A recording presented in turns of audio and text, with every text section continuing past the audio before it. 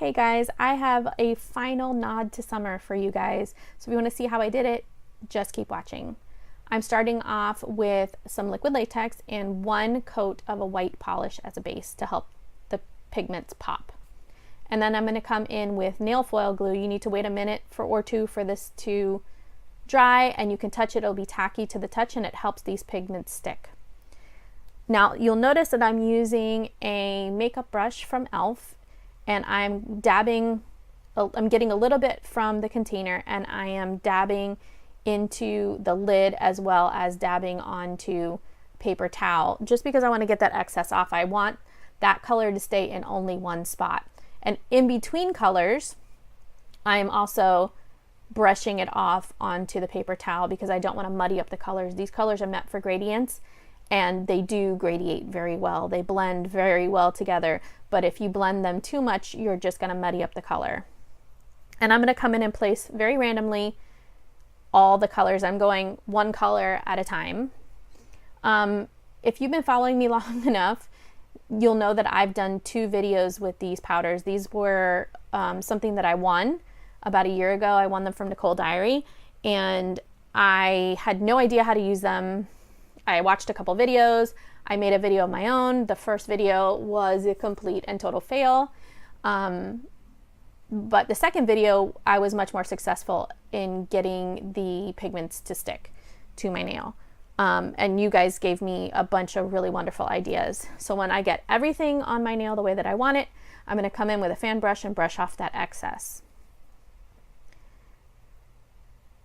That way I don't make a huge mess. And then I'm going to come in with a fast dry top coat for a couple reasons. It's going to help blend my gradient a little bit better, as well as it is very powdery if you don't put a top coat on it, and it will not be prepared for stamping.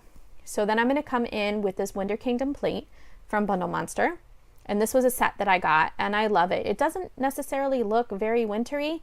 I'm sure if you use the right color palette, you could get it to look wintry. In my mind, it looked a little more summery or springy. I'm going to come in with a Born Pretty Stamper, a Born Pretty Scraper, and Funky Fingers, Dark Night, and Gesso. And I'm going to be doing double stamping. So I'm going to come in first with an image in white, and then I'm going to layer that with the same exact image in black, and I will try to offset it a little. You'll notice offsetting wasn't so great, but from a distance, up close, you could tell the offsetting wasn't so perfect, but from a distance, I thought it looked pretty good. So I was pretty happy with how it turned out. And then I'm just going to come in and pick up several different images, a different image for each nail. So I'm just going to randomly choose images from the plate, and you'll notice there are a ton of images on this plate that you could. And I think this particular set had 5 or 6 plates. I think there were 5. I'm not sure. I'll link it below. But what I'm going to do is I'm going to not speed it up. It's all in regular time, but I'm going to cut it together so you guys don't have to watch the cleaning and stuff in between. And I'm going to be quiet, throw on some music, and let you guys watch the rest of the stamping, and I'll be back when the stamping's done.